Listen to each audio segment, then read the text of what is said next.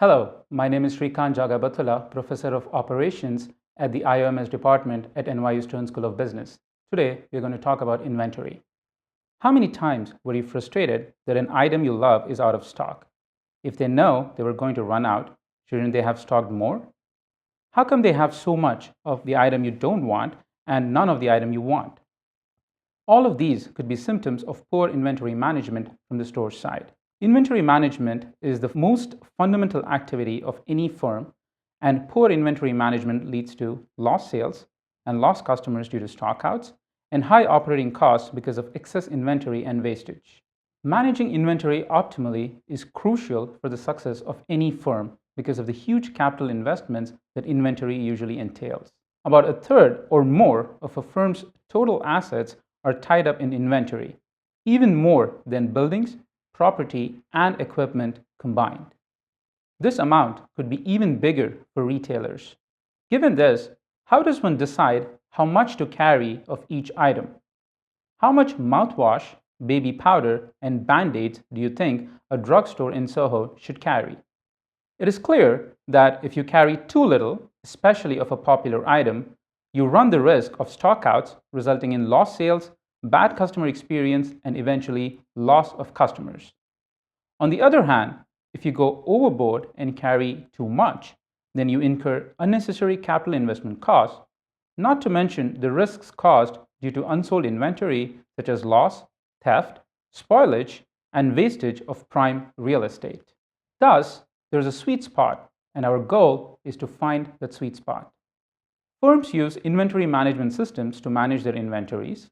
A complete inventory management system involves several components, from determining the quantities to order, timing of the orders, keeping track of the orders, and also the processes in place to receive, handle, tag, and store the items once they arrive.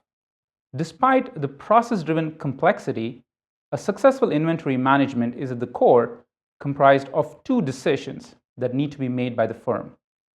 A, when or how frequently should the firm place orders? And B, how much or what quantity of each item should the firm order when it decides to order? These two decisions comprise what we call the order policy of the firm. The order policies that a firm may adopt depend on various characteristics of the item in question, but can be broadly classified into two types. A, what are known as single period policies, and B, multi-period policies.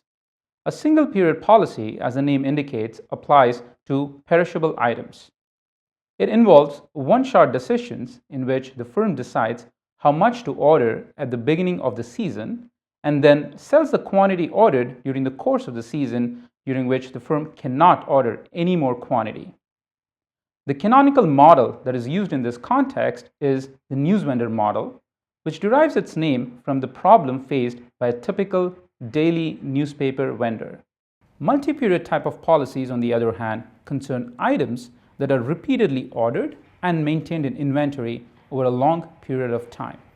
Most commonly observed items such as groceries, basic apparel, home supplies, etc. fit this model. Two types of models are popular and common in the class of multi-period policies. A, fixed order quantity models, and B, fixed time period models. In order to contrast these two models, let's take the common day example of managing the inventory of milk at home. In the case of fixed order quantity, we constantly monitor the level of inventory when we do our daily check to see if there's still milk in the container. When the level falls below a certain threshold, such as not having enough milk for tomorrow's coffee, we go to the store and buy a gallon of milk. In this setting, every time we buy our milk, we order a fixed quantity, 1 gallon, say, but the timing of our orders may vary depending on our consumption rate.